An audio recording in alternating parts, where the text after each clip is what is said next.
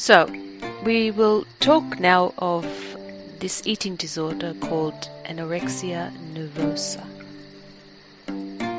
And this is a very sad and pervasive, insidious, almost, I don't want to say disease, but it is when you look at the word dis-ease, not a disease, dis-ease of the body. But what it is more than that, really, of the body, of the individual, is of the community. Now, when we say community, we don't necessarily mean the neighborhood you live in or the country or the religion. We mean that, yes, but also we might just mean the family. We might just mean the friends. So the community has many different meanings when we say community. But what we're talking about in this really encompasses all aspects of community. So we have the individual themselves, right? They are an individual, one person, interestingly, is a community unto themselves. Because when you think about the individual, like we say all the time, there's the physical, the emotional, the mental, the spirit, right? That's a community. And it makes up one person, surely. But it makes up one part of the whole. Right? And the whole, we mean the whole of humanity, the whole of the universe, the whole of the spiritual energy. Right? That's what we talk about when we mean the whole. It's one part of the whole. And that's what a community is. Right? The community can be a whole, so each individual that is one part of that whole, but that community is one part of a bigger community and then a bigger. So community in the regard that we're talking about has many, many aspects. And that's why with something like this anorexia nervosa, all aspects of the community need to be addressed. So yes, you start at the personal, not you start at the individual, because that's the best place to start. And you try to, you work with them on each of those levels, the physical, the emotional, the mental, and the spiritual. A lot of the time in medicine, if you like, or in these healing practices, they might focus on one or the other, maybe a couple, but often the one that is forgotten is the spiritual. That's often forgotten in this case because it's such a physical experience, right? It's right there and it's in the view of everybody. They know that there's an emotional and a mental aspect to it, right? And it's really there in the physical. It's so apparent that the spiritual often gets left, not even considered. So with individuals, you know that they are going to be dealt with on the physical, the emotional, and the mental. You know that, right? Because that's in the Western medicine, let's say, that's where they go, right? And we say you can really see it, so physical. And yes, okay, that's the body. But the physical manifestations are also from the emotions and the mind, right? You can physically see sometimes people thinking, right? So that's part of what we're talking of physical. And the spiritual side is really left behind. And we're not talking about religion, right? We're talking about the spirit. And so when you are dealing on an individual level with the one person, you really have to, of course, deal with the physical, emotional, and the mental. Yes, of course, and that's already in place. But the spiritual, that's the really key point here. Because for lots of people with anorexia nervosa, it's as if their physical and the spirit have separated. In reality, that has not happened, but for the individual, they feel very detached. They feel sort of separate, that they can't be in the world. And it's like, by not being able to be in the world and function in the world, they literally cease to exist. Right? And they cease to exist physically because they start to lose the weight, and so physically they are becoming nothing. And that's the same with their emotions and their mental. They actually are like trying to make themselves not exist. Right? And that's like the separation. And for them, but what we're trying to say about that is it's actually like for them a separation of the spirit and the physical. It's like that doesn't exist. right? That there's no connection there. So what's really important is that you try to rebuild that connection. Try to get them back into that spirit, right? To find that connection so that they know that they are one of a much bigger, all-encompassing, completely fulfilling existence. Not separate from that. Not on their own, not able to be in the world. Just, it's there, but they can't, they've got to get them to connect with it. Now, when we say this, doesn't mean the person will not be anorexic. Does not mean that they will not die from it, right? But better that they are connected with the spirit when they die than not. Do you understand? So we're not saying that they can be cured just because we connect them with the spirit. There's a whole lot of other things that have to be done here on the individual level. It's not just about connecting with, oh, then they'll be all right again. We still have to work on deal with the physical, the mental, the emotional, but also this connection for the spirit is very important for this individual community of one, for the anorexic individual. Now, the reason that we say that's very important is because once they can connect with the spirit, then it's much easier to connect with the community, right? On that physical level, because that's where they feel detached. That's where they often feel they can't be in that world, right? They're not acceptable. They're not good enough. Whatever it is that has drawn them to this anorexia. But if they can feel the connection to the spirit on an individual level so that they are whole, right? Then they can be a whole member of whatever community, family, friends, school, work, whatever. Okay? That's why we really want to get them to this connection of the spirit so that they can see that they are whole. Because for them, this detachedness from the spirit is that they're not whole, right?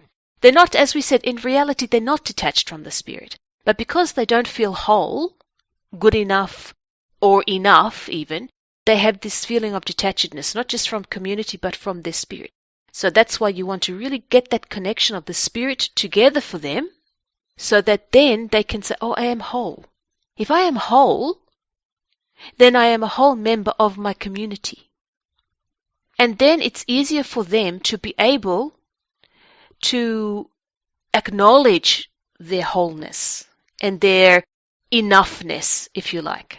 And as a result of that, that means that you can't just deal with the individual.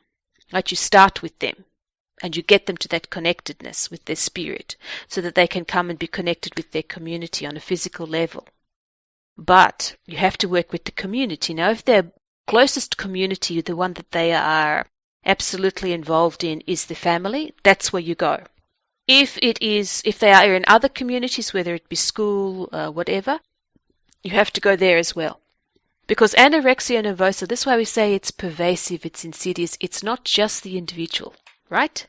It's like it's got tendrils and it goes out. People don't know. That's why it's insidious, right? They don't know that it's affecting them necessarily. They don't know that, and when we say affecting them, we're not talking about the actual anorexia nervosa, we're talking about this detachedness, this not enoughness, this separation, right? This lack of community. Anorexia nervosa is like it breeds a lack of community, right? You can have a family putting all of their energy into this individual, right? Doesn't mean that they're not together, but they will feel a separateness because they're putting all of their energy into this individual. They're separating themselves from their neighbors maybe, or from other family members, because you've only got so much energy as a human being, right? Maybe they're pouring all their energy into this one child. They have other children that are being unwittingly neglected because of this. So there is separateness, there is detachedness, and that's what this anorexia nervosa does. And that's why you have to start with the individual. And as we said, all of these other practices are in place to heal the physical, the mental, and the emotional, but the spirit. Don't forget that. And again, we're not talking religion, we're talking spirit. Once you can get that individual to really understand the connection between them, that they are whole because of it, then that's when you go to the closest community and you start to work with them and you start to get them back to connectedness, right? Back to being connected with their own spirit, with the people that are with them, with this child perhaps, or the mother, or the sister, whatever, with this person connected with them again, because they will have been separating themselves slowly fading into non-existence, right? And you are trying to grab at them all the time. Stay with us, stay with us. And it's a matter of really getting that separateness and getting rid of it, right? Separating yourself from separateness and becoming a community again. And the way to do that is, yes, there are the physical, emotional, and mental, but in this situation, the connection with spirit, that spiritual connection is the most important part. Because when you are connected with spirit, if you imagine spirit is just a blanket, right, over all of humanity. If you are connected with that, then what are you connected with? All of humanity, right? So it's not a matter of being religious. That's not what we're talking about. We're not talking about going to the church and on your knees for hours and hours praying. If that's how you want, if that's how you find yourself there, your connectedness, great. That's good. That's not what we're talking about alone, though. There are lots of ways to be connected with spirit.